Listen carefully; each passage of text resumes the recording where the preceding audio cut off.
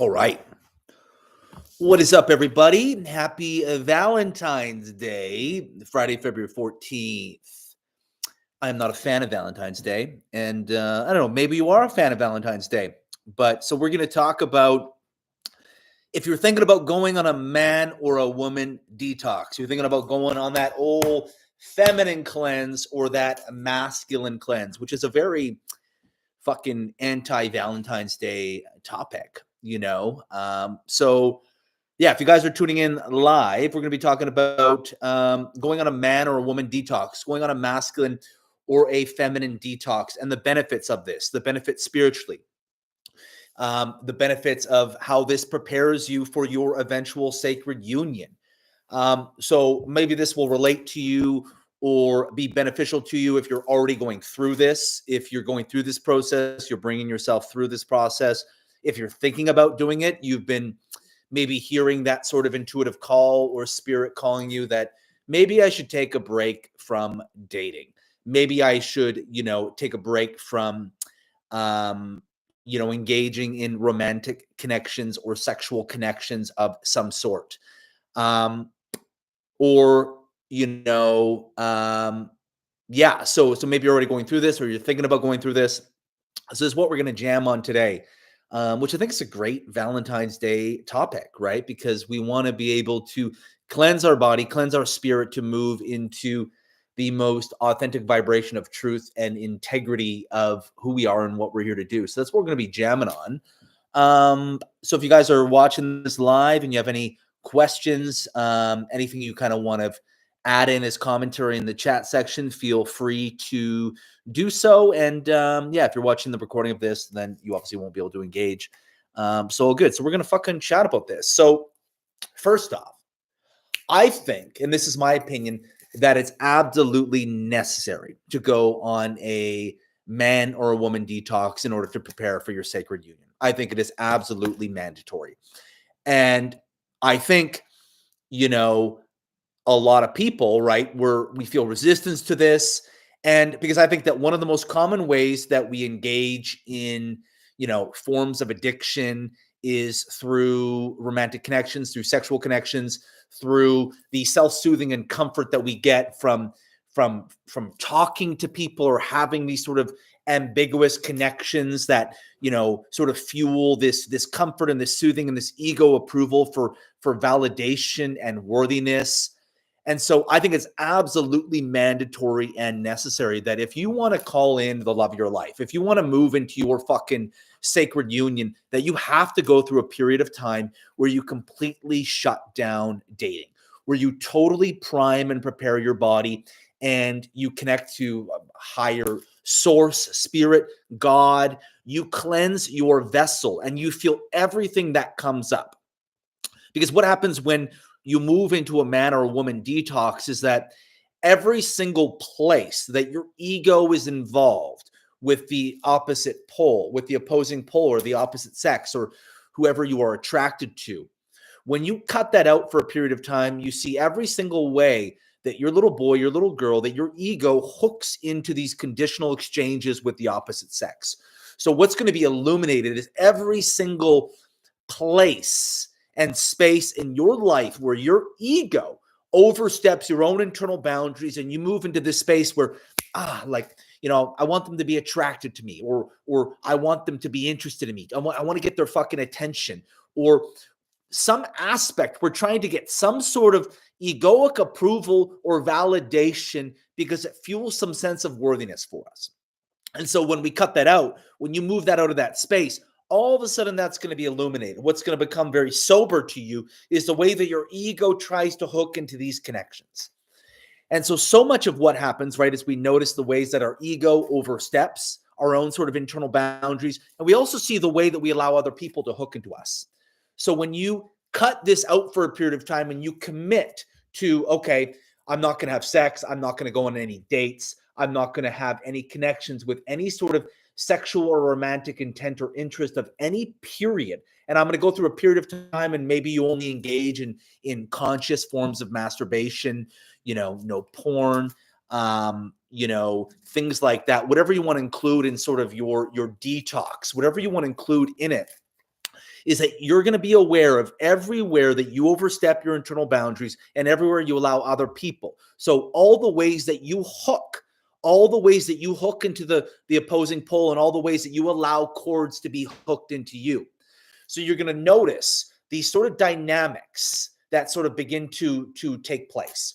You're going to notice all the ways that your ego is involved, because what's trying to happen is there's a higher source and spirit that's trying to come alive in your space. And you're going to notice all the ways that you have these conditional cords, these tethers that hook into you and you hook into other people, right? So basically what you're going to notice as a man, you're going to notice all the ways you use fucking women. As a woman, you're going to notice all the ways that you use the masculine. And it's going to become very sober to you, all the ways that you use and you try to get some need from your little boy, your little girl met from the opposing magnetic pole, ultimately sabotaging and getting in the way of what you ultimately desire. So ultimately what happens when we have cords that we hook into people and we allow to be hooked into us, what we're doing is making sure that we don't have to receive. We don't have to receive ultimately what we want. So it becomes a way that we're ultimately blocking and sabotaging ultimately what it is that we really, really desire in our life. So if you think about it, at the core of why we hook into other people and we allow other people to be hooked into us in these conditional exchanges. I say conditional, meaning that it's codependent aspects of the ego, aspects of the little boy, little girl. We're not in communion with Source and God. They're all the ways that you each are using each other. You're using each other and you're not allowing yourself to be truly fucking devotional. So what's happening is when these cords are existing, now the unworthiness continues to exist, right? So what you're telling Source or Spirit is I don't feel actually worthy of what I ultimately want.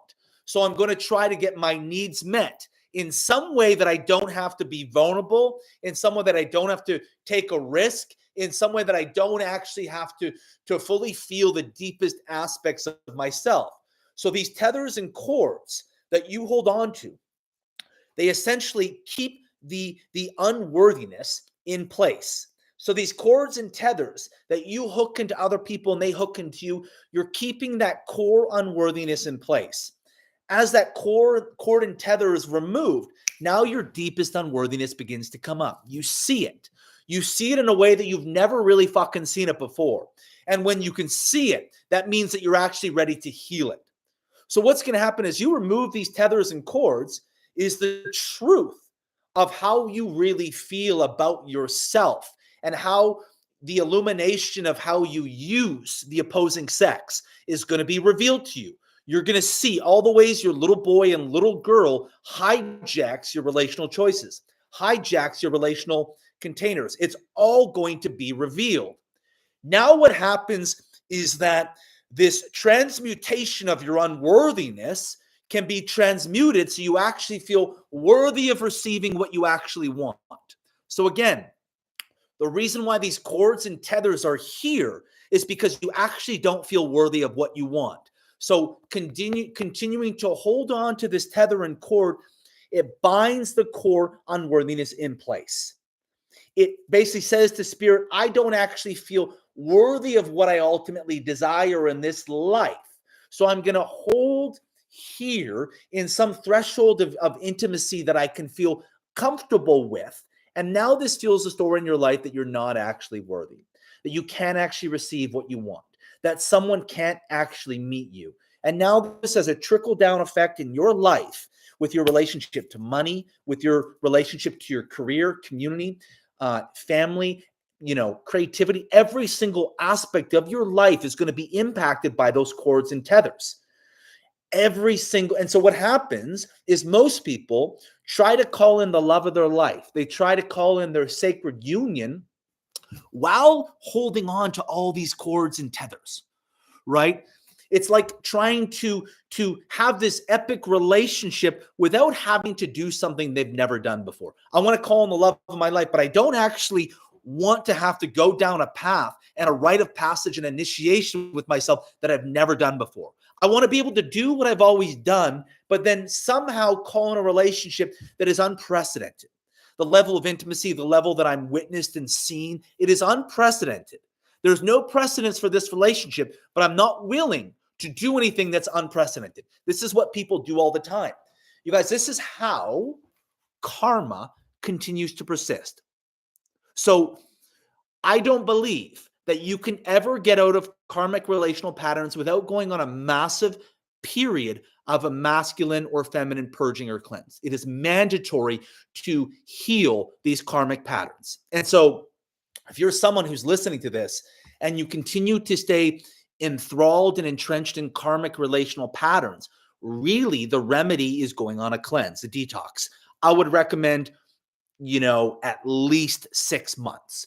Honestly, I would recommend anywhere from 6 months to 2 years. That is legitimately what I would recommend if you really want to be able to get to the bottom of this. Because what you're doing is you're priming your body and your vessel. You're clearing.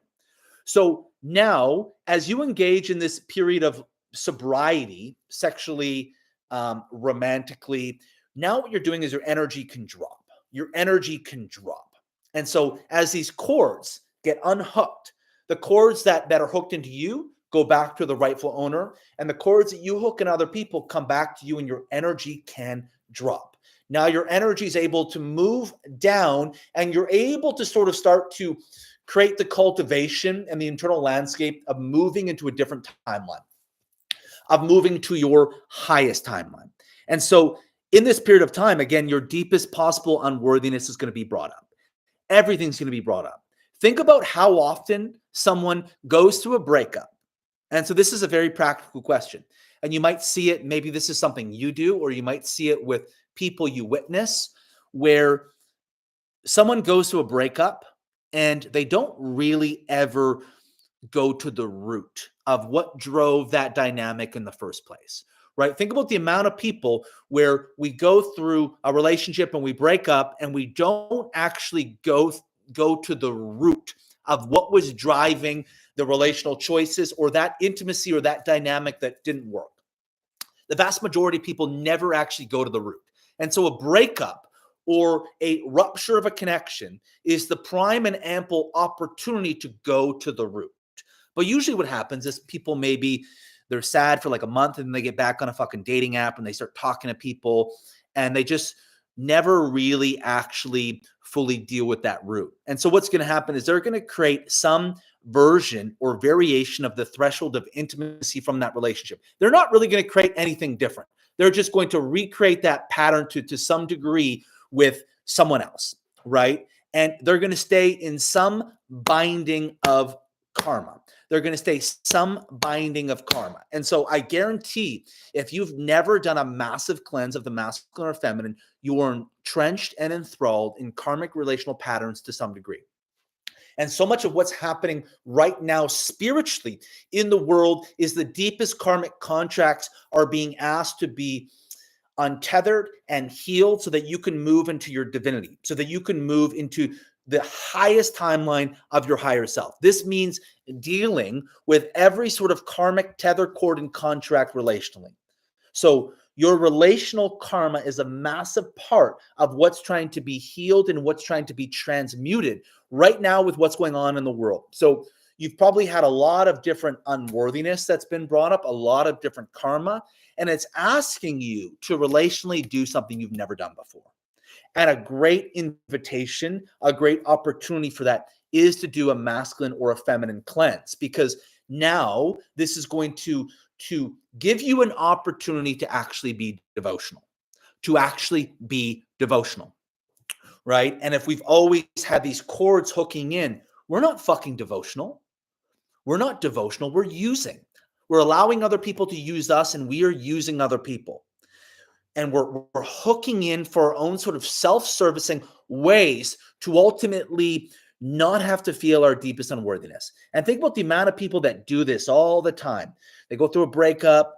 A couple months later, they're talking to a bunch of people. So some of the common ways that this shows up, and I'll talk about this from a really practical standpoint. We're always on a dating app to some degree, even if we're not really that invested. We have dating apps, so we kind of swipe, we connect with people. Another one is that we have a bunch of ambiguous connections where maybe a bunch of flirty connections, there's sexual innuendo, but it's not really like clear what the connection is. So we talk to people where it feels like it's kind of both people are sort of leaking a bit of energy. That's another big one. Another one, obviously, is we're explicitly just sleeping with people. We're sleeping with a lot of different people. We're just having sex. Another one is that we're dating all the time. We're constantly we're addicted to going on dates. We're addicted going on dates. So these are all just some different ways that this sort of plays out, right? And when we another one obviously is going to be things like, porn, using porn all the time, or being addicted to masturbation, or being addicted to self-pleasure and not using self-pleasure in sort of a conscious manner, and using sort of self-pleasure as a way to escape, right? That's really common with some people, people who have porn addiction, sex addiction, that we can use self-pleasure as a way to deal with pain, as a way to escape discomfort, a way to escape unworthiness. And we engage in very unconscious acts of self-pleasure, right? That's really people addicted to porn, stuff like that. And so when we begin to address all of this, and the reason why I bring this up is because one of the most common addictions is love addiction. And love addiction is not love addiction, but it's addiction to infatuation. Love addiction is addiction to fantasy. Love addiction is you're addicted to some fantastical escape in your imagination that is not connected to reality. And so what happens is when we have this love addiction, we engage in so much fantasy when it comes to sexual pleasure and it comes to our relational choices. And we really breed in this level of expectation that we have this very fantastical sort of escape and expectation, but we're not actually able to hold that level of intimacy. And so these expectations relationally are really, really disconnected by the core of our body, right? And so love addiction is not love addiction. It is addiction to infatuation. We're addicted to the allure of novelty. We're addicted to the allure of possibility. And think about what can drive you in your life, that you can have a connection, maybe someone that when it came down to it, that you wouldn't even be able to have a relationship with. But the possibility and hit that you get from that connection, it fuels you just enough to satisfy you to some degree. And what it ultimately does is it blocks and it barricades certain difficult emotions from coming up. So these become little hits and escapes where we can avoid discomfort. Or ultimately, we can avoid feeling really uncomfortable emotions, and we can avoid having to really, really change our life. So here's the really, really big thing, you guys, about why I advocate for a man or a woman detox. And like I said, if you want a sacred union relationship, it is absolutely mandatory to go through a detox to prepare your body for this relationship. It is absolutely mandatory. I guarantee if someone was in a relationship and then like 2 weeks later, they're like, I met the love of my life. That's a karmic relationship to some degree. I guarantee 1000%.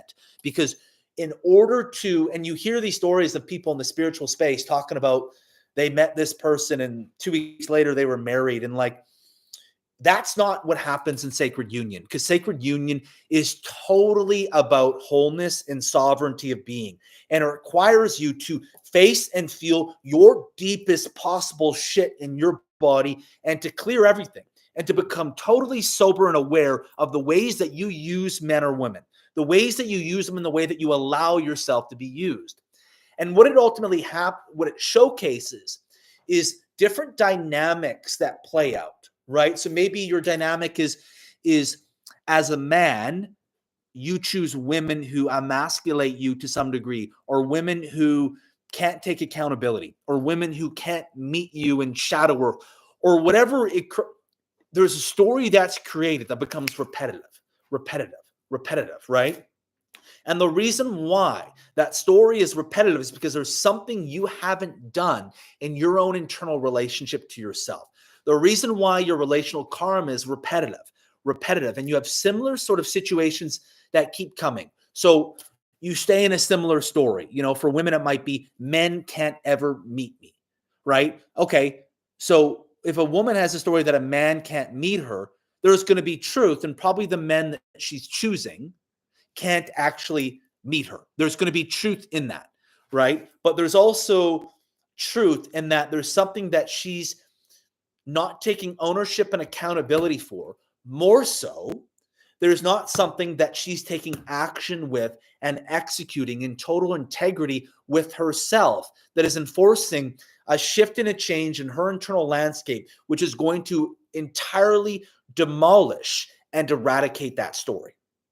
So if the woman has a story that men can never meet her, what she has to do is drop into a part of herself that she's never faced and to sit with a part of herself that she has never dropped into before and to feel every single part of that inside of herself. So what happens is that she sees herself at a different level than she's ever seen herself before. She's seeing herself in a level that she's never seen herself before. What's going to happen there is there's probably going to be a lot of rage, a lot of fucking anger. All the times that she hasn't been seen by men, it's going to come up. All the past timelines she's going to have to grieve. All the times where she felt like she wasn't enough, it's all going to come. It's all going to come. But in the process, in that alchemy, she starts to move into a place where the contrast of a man who can't see her or a man who can't meet her is going to be so evident that she's going to see it so clearly. And the contrast is going to be so clear because of the internal landscape that she's created with herself. It's going to be so evident and so clear and so potent inside of her that she won't stand for it. She won't stand for it, right? And so at the core of this, at the core of why do we engage in karmic relational patterns? And this is probably one of the most important things about this whole process is why do people never really change their life? Why do people stay in some variation or form of stagnation in their life, right? Why do people stay idle or stuck, even just in their life generally? And so the biggest thing that we have to look at is going to be someone's reward system with themselves, our capacity to look for instant gratification or delayed gratification. And so even if you just look at someone, why can't someone change their life? Why is someone always stuck in the same repetitive patterns over and over and over again? And the reason is because of this person's internal reward system. There's so much of will and resilience that we have to learn to engage in processes that don't pay off immediately, right? So it's your capacity to engage with something that doesn't pay off immediately, right? The reason why people don't want to do a man or woman detox or struggle is because they want something to pay off immediately.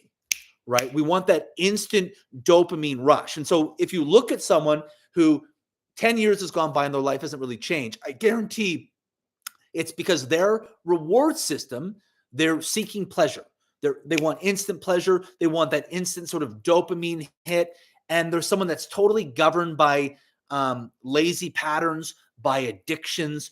Everything is governed by this. And what happens? You never grow spiritually when this is the case. You never grow spiritually. You stay stuck spiritually. You stay idle spiritually. And so when you engage in processes of delayed gratification, of things that don't pay off immediately, because what I'm talking about here is going on a man or woman detox. What essentially is happening is you're going to be uncomfortable and you're going to face all your shit and you're not going to get those little rewards, those little fucking brownies every day that you're looking for. You're not going to get that.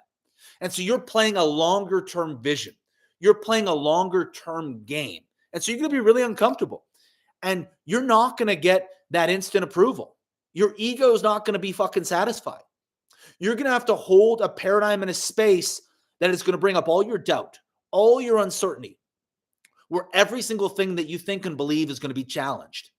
And you're going to have to learn to develop a sense of will and resilience inside of yourself that you've never created before.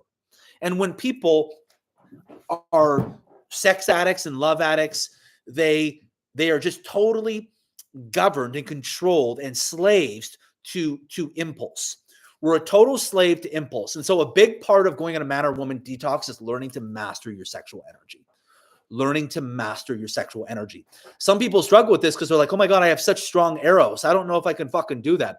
Well, guess what? Your sacral energy is merged with your ego. Your sacral energy is still merged with your trauma. Your sacral energy is still merged with your karma.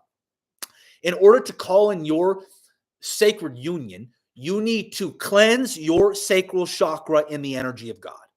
So, for example, let's talk about this from, let's say, a man's point of view. What would that be? It would be that a man is using his sacral energy for his mission and his purpose, that he can actually take his sexual energy and he can expand beyond the feminine. He can expand beyond her. Means that, maybe sees this woman that looks in her feminine, she's adorned with jewelry, but he doesn't use that. And when a man's sacral energy is not clean, he's going to fucking use that for his own self-servicing gain, which means he can't actually be devotional to her. So a man needs to understand what the feminine symbolizes for him. So a question a man can ask himself, what does the feminine mean to you? What does she fucking symbolize? And I mean this, and this is a good question for women about the masculine. What does the energy symbolize? Like from a spiritual point of view, what does the masculine symbolize to you or mean to you? And a man to the feminine, right? And maybe a guy might say something like life,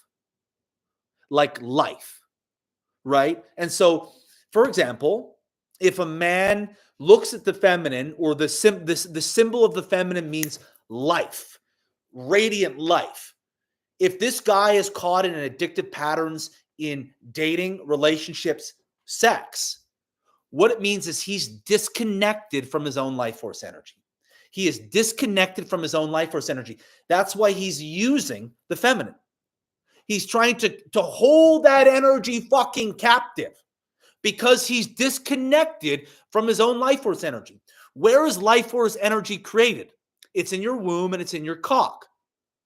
And so when a man, he sees every woman, he needs to have her, or he needs to be approved and validated from her. What it means is that his own life force energy is not fucking free. And maybe he feels shame and guilt about that, or a sense of unworthiness, or he feels a prisoner to some degree in his own body. He feels a slave driven by his own bodily impulses that he can't fucking control. And so what it's saying is that man is not free. And he's using that woman to try and be free. Now, do you understand the difference? When you figure out what the opposing pole symbolizes to you. And when I think about the feminine, it's what I think about: radiant life force energy. I think about like aliveness, right? And so when a guy is a prisoner to his own life force energy, when his life force energy is contained within himself, he's going to use the feminine. He's going to use the feminine as a surrogate source of freedom, or a surrogate source of unleashing his life force energy, right? And then what happens is he engages in these ways where he essentially just gives his energy away. He ejaculates all the time, or he engages in these connections and he just sabotages his power. He sabotages his life force energy. And so now when a man cuts out the feminine temporarily, now what he's dealing with is the symbol of the feminine, the manifestation of the energetic of what the feminine represents. And so now this man's work is going to be, where is his life force energy not free in his life? Where is he bound? Where is he closed up? And oftentimes for men, it's going to be some element that he feels incompetent, that he can't create in the world what he ultimately desires. He's not engaging with it. He doesn't know what he wants to do. He doesn't trust his capacity to lead and navigate his life. There's sexual shame. And so the energetic force is this sacral energy. And so what a man does is now his sacral energy aligns with source and God. How can I fuck the world? Rather than trying to fuck her, how can I fuck the world with my unleashed sacral life force energy? How can I be of service? How can I be of service to the world? And so now what happens is this guy, he begins to take his gifts and the power of his entire body and vessel. And he's like, how can I penetrate the world? How can I give to something greater? And so now spiritually, he expands beyond the neediness towards the feminine or the trying to hold the feminine. Because what you want to know in a relationship is you can never actually have the person. That's how you be devotional. That's how you can live in a sense of worship where you never actually have them. And a man and a woman, you can actually expand beyond the other person. I always say that a man can never be devotional to a woman until he's capable and prepared to live without her. What this means practically is that his mission is the driving force in his life, and that his sacral energy has totally merged with God to be, what am I here to do? What is my masculine energy and essence? What is my offering to the world to give? Right? And so now, when you go on this detox, you're looking at all the ways you give your power away.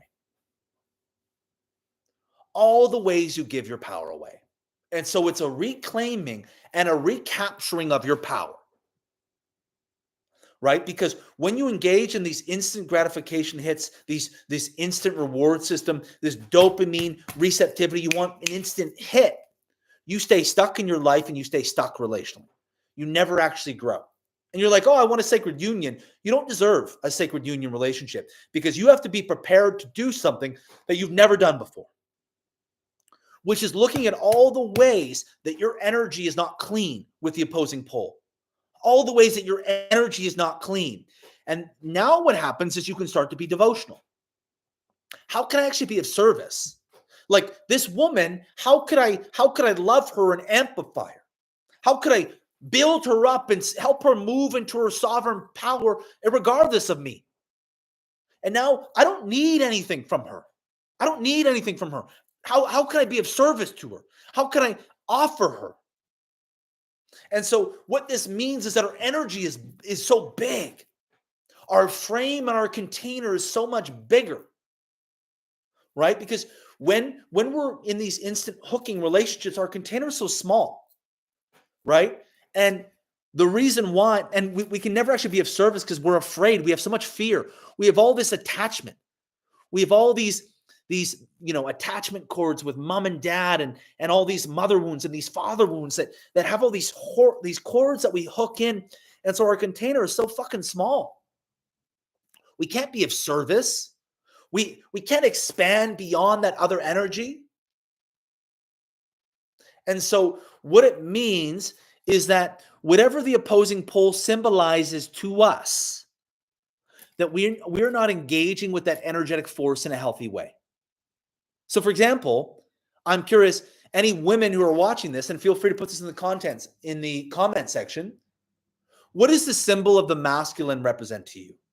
What does the symbol of the masculine represent to you? Because I imagine that it's probably all women who are listening to this. Maybe there's a man here, or maybe some men will listen to this. But if you're a woman watching this, and you feel comfortable commenting, what does the masculine symbolize to you?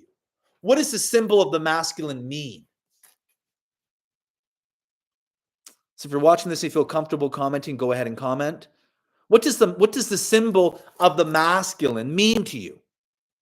Because again, as I talked about the example of asking a man, what does the feminine symbolize to you?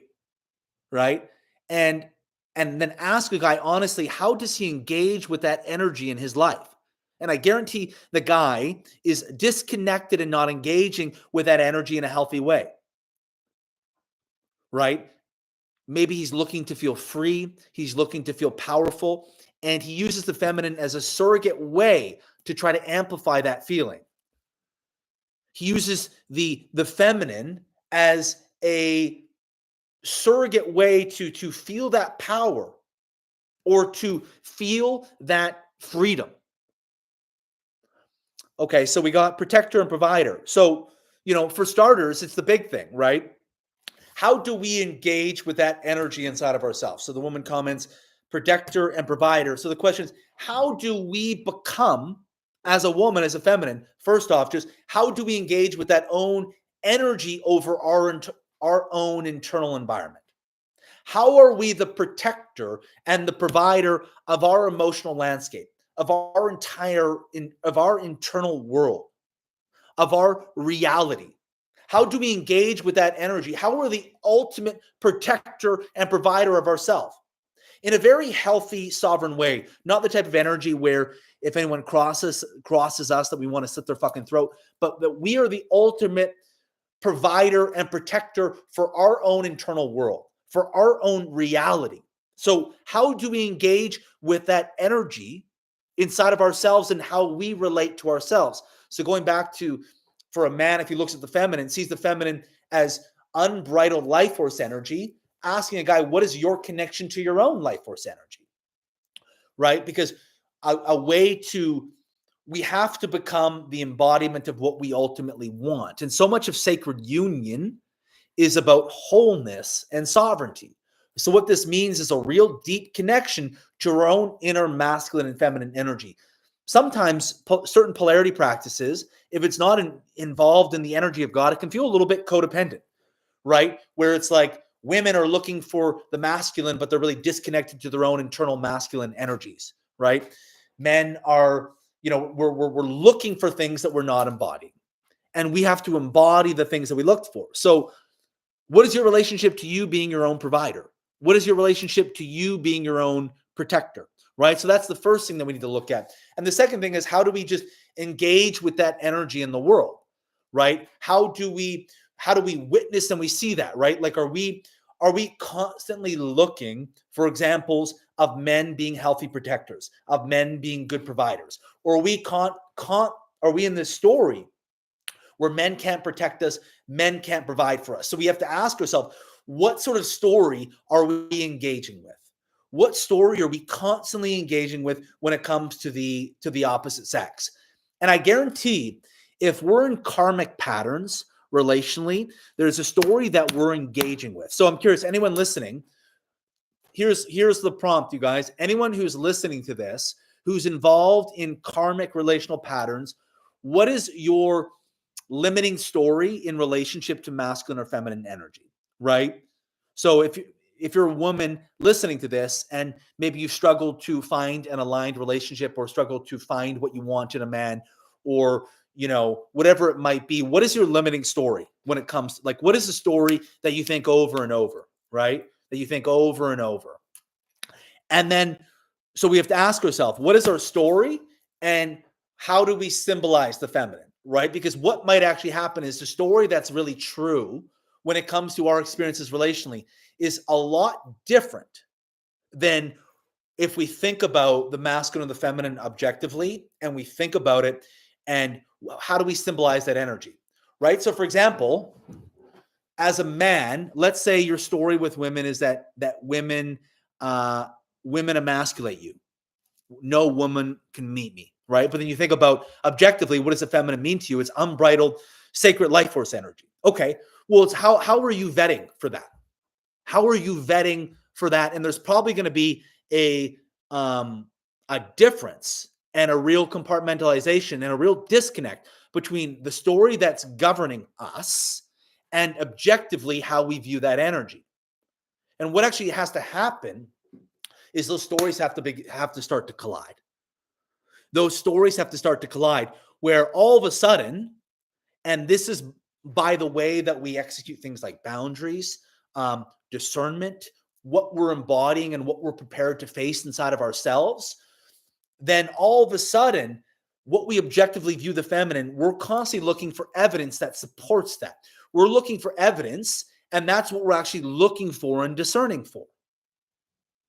Right? So say you're a man and you objectively see the feminine as unbridled life force energy. And so what you want to vet for is the radiant, like, how alive does she feel? How radiant does she feel? How much does she allow the totality of her human experience, her different energies and emotions to move through her in a healthy way? How do you vet for that? Right? And as a man, if you objectively view the feminine as that, you're going to have to move into a really, really strong connection to your masculine pole in order to be able to even be on the same wavelength and paradigm as a woman like that. You're not going to be able to do it when you have conditional exchanges of intimacy. When you're hooking into women and women are hooking into you, and there's different ways that your ego is engaging in these different forms of ambiguous connections, right? Because this is what happens.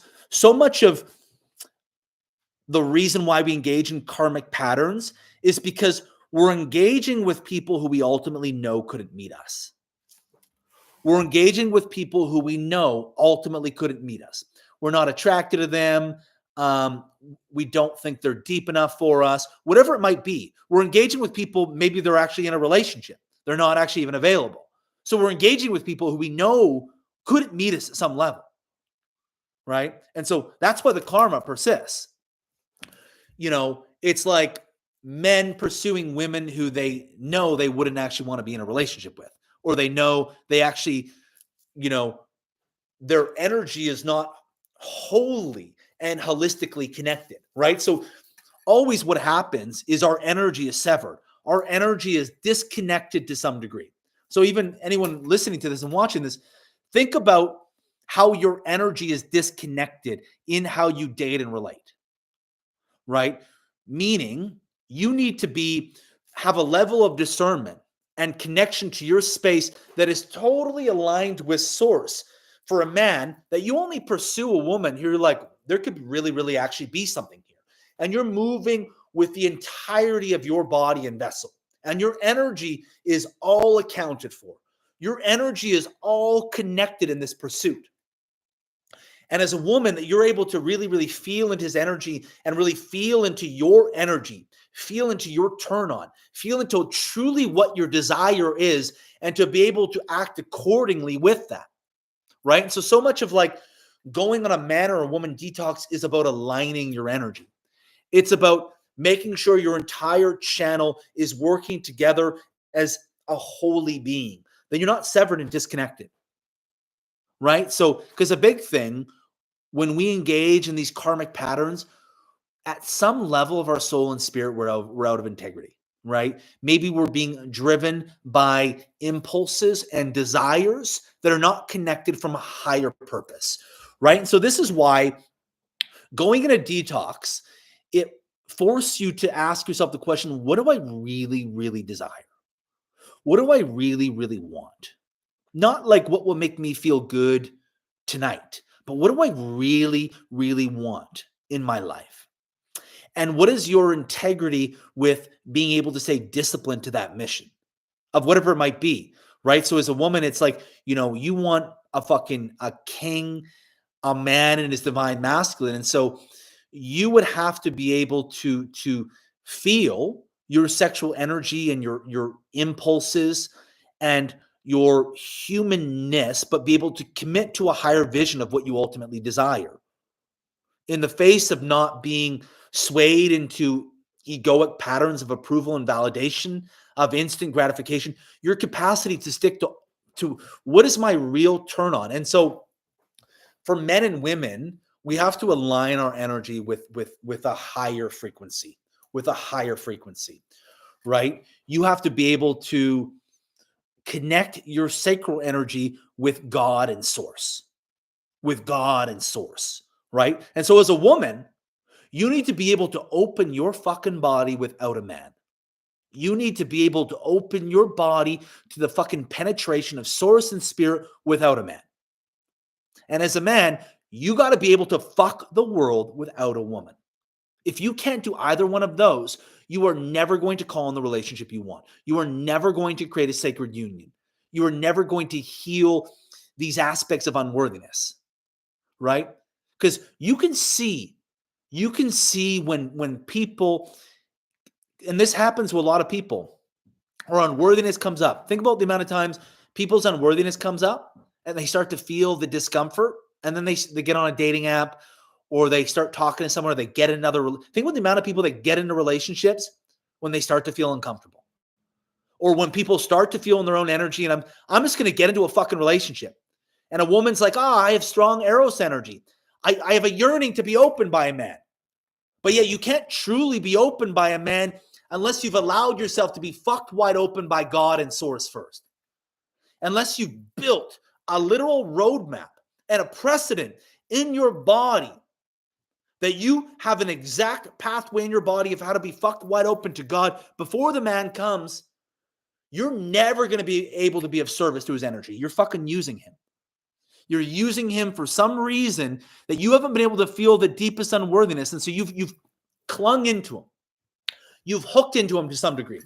And what that might look like for a woman is choosing a man that can't meet the entirety of her. So maybe she's a spiritual chick and she chooses a guy who's not spiritual. She chooses a guy who, you know, he's good enough or whatever. He's a high value man, but he's not on the spiritual path that she's not on. He can't fuck her wide open to God and source.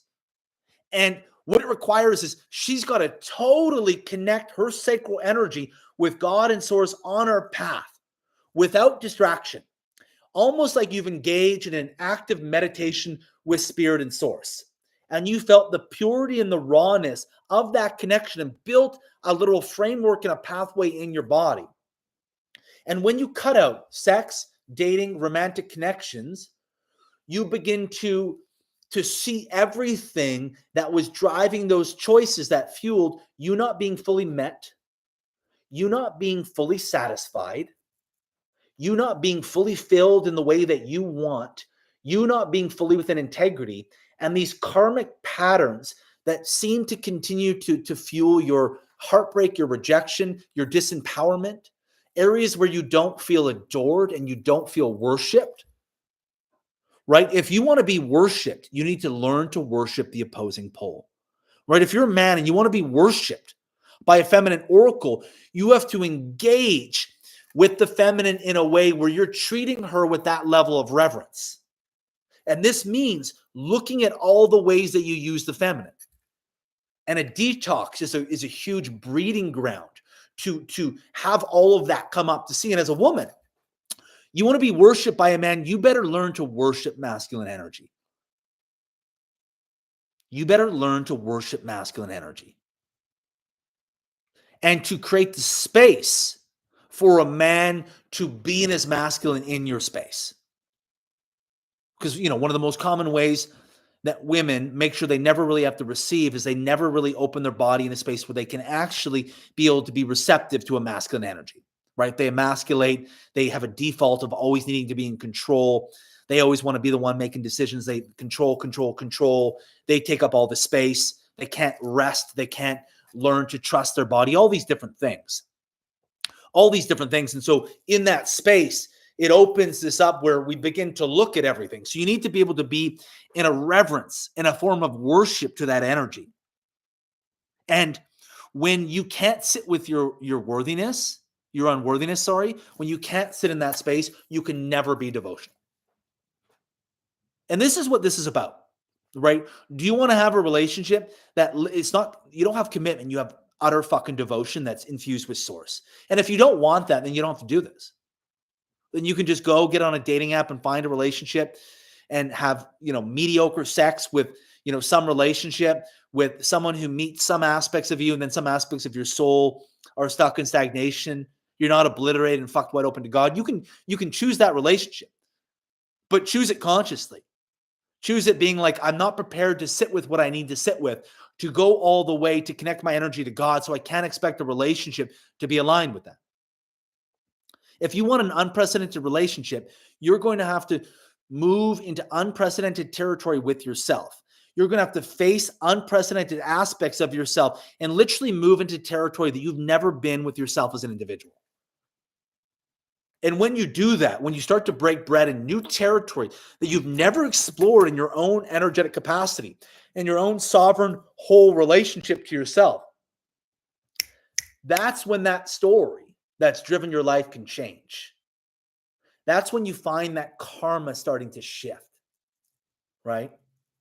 And what's really going to happen, you guys, as the karma starts to shift, as a man or a woman, you're going to start to feel your energy, your power as a feminine being or a masculine being in a way that you've never felt it before. You're like, whew. As a woman, you're going to be like, I'm moving into areas of my power that I've never experienced. And as a man, you're going to be moving into areas of your power that you've never fully felt before. Like what you feel is your energy is aligning in territory that you've never explored, at least at the depth that you're moving in. And so you're really going to feel as an individual like I'm moving into a different energetic space. I'm creating shifts in areas of my life that I've never been able to create shifts before. And what it's going to be doing is that you're engaging with source in such a pure way. So a big reason why karmic relational patterns exist is because you're not fully aligned with your path to source individually. You're disconnected at some level from the most pure pathway that source is trying to lead you down. You're not fully inhabiting the total integrity of that path that source is trying to bring you down. Because when you totally move into the integrity of the path that source is trying to bring you down, you're going to start to untether karma at levels that you've never untethered karma before. And you're going to start to access energy in your body and your life that you've never accessed before. You're going to be like, whew, I'm moving into territory that I've never been before. And so it becomes its own sort of initiation rite of passage, where you feel your energy all alone in the world, and you move into a space where you're going to align with someone else that has been willing to engage in a similar process. Someone else that is committed to a similar level of devotion. Someone that is willing to look at aspects of their shadow, aspects of their ego, aspects where they engage in conditional exchanges of intimacy, foregoing what they ultimately want, at a similar level and space of integration and embodiment and integrity that you have. And you're going to start to really open your body up to actually being able to receive what you ultimately want. But the prerequisite, the precedence is that you need to be able to receive from source in the way that you've desired and get on that pathway in a way that you've never previously been able to get on before. That you're going to move into new territory relationally. And so your body totally engages with source in a brand new way. And all of that is revealed when you cut out the sex, you cut out the romance, you cut out the dating apps, you cut out the ambiguous connections. And you're just like, you're very discerning and very boundaried of no, this is about me and my energy and purifying my energy. Because to prepare for sacred union, you have to purify and clean up your entire channel. You have to purify and clean up your entire channel. And a big part of that is mastering your sexual energy, fully clearing and integrating an aligned, healthy, powerful heart chakra energy. All the chakras, need to move into more of a balance, but you will have to master your sexual energy, right? And so a big reason why people engage in these karmic patterns is because they are a slave to their sexual energy. They're a slave to their sacral energy. Their sacral energy is caught in ancestral karma, ancestral trauma, unhealed energy that hasn't been able to drop. Their heart chakra is closed to some degree, disconnected, not fully aligned with source. And so you're going to have to purify and clean up your energy. You're going to have to purify and clean up your energy. And in doing this, it's a level of devotion where you are only going to allow other energies into your space that are moving at a similar level of duty and responsibility. As a man, you're not going to fuck with a woman who you feel is engaging in these wounded patterns, or you feel is a slave to her unworthiness, or you can feel this unworthiness driving her. You're not going to fuck with that. You're going to be like, I'm a woman whose pussy is fucking connected with God, and her heart and her pussy, and she's cleansed and cleared this energy all the way with God and source. Because you know the responsibility that you're taking with yourself. You're not going to fuck with other energy. And same thing with a woman. You're going to be like, where's a man that is actively engaging with his mission, so purely connected with his channel, and he's aligned and engaged with that, and he's taking responsibility and accountability over the ways that he uses the feminine, the ways that he can't be in reverence to that energy. And you're going to find a counterpart. And that's where you can actually heal the story, where I'm not seen, I'm not heard, I'm not understood. Men can't meet me, women can't meet me. But on the pathway, you're going to have to grieve and rage all the timelines where you weren't able to be seen, where you weren't able to be fully fucking met, where you weren't able to be fully heard. And you're going to have to purge and cleanse and dispel that story so that you can actually align with whatever you symbolize the masculine to be. So if you see the masculine as the provider and the protector, that you're going to be able to embody that inside of yourself and discern for that. How do I discern for a man who could be the provider and protector of source? How do I discern for a man who could be the provider and the protector at a level where his energy is aligned totally with source, that he is a provider. He is a provider of the divine. He is a provider of this divine masculine energy that has been totally washed with source. And as a man, if you symbolize the feminine as unbound, unfiltered life force energy, that you have purified your own life force energy with source. You are unbound in yourself, and you're willing to really discern where out there do you feel. And what it means is that you won't fuck with a feminine that feels really fucking contained. You're like, she's contained and withheld in her energy. It's not what you symbolize the feminine to be, right? And so you discern, but you're actively, and you're not being swayed by your ego and by different ways that you act out of integrity. Because there's a big difference between, I symbolize the feminine to be this, and I symbolize the masculine. Well, how do you vet and discern that? Because usually what happens when we can't be of service to the opposing pole is we're engaging with that higher vision of what we symbolize the energy with. We're out of integrity with that. We're not totally aligned with that. We don't actively discern the masculine in the way that we should. We engage in connections with people we know couldn't meet us, or maybe we don't know they couldn't meet us. And what it means is there's more that we have to purge and integrate internally before we can be more privy to, and there can be more of a contrast with where we're actually met versus where we're not met. So that's the process, and that's the invitation, you guys. I tell you this right now, if you want to go in a sacred union relationship, you must go on a detox of men or women to prepare your body and vessel. And if someone has never done that, I guarantee it's not a sacred union. Some aspect of karma, some aspect of woundedness. And you can tell. You can just tell by energetically what's going on with them. Because what it's going to be about is when someone is engaged, you can feel their energy feels really clean. So as a woman, ask yourself, when it comes to interacting with masculine energy, how clean does his energy feel? And as a woman, as a man engaging with women, ask yourself, how clean does her energy feel? And when someone's still really governed by their woundedness and their ego and they hook cords, their energy is not going to feel clean.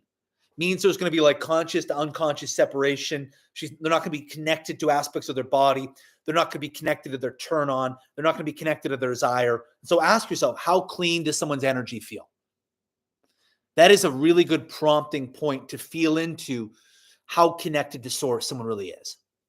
Because someone's energy is going to feel really, really clean when they're really, really connected to source. So I'm going to leave this here, you guys. Thanks, everyone, for tuning into this live. I hope it resonated and landed with those of you who tuned in. If you resonate with this, guys, give the video a like. Subscribe to my channel if you want to be notified for more lives like this. Any other further questions or anything, feel free to reach out to me on Instagram or any other which way that suits you. And yeah, I appreciate you guys tuning in. Wishing you all a great Valentine's Day and a great weekend ahead. And we'll see you soon, everyone. Speak to you later.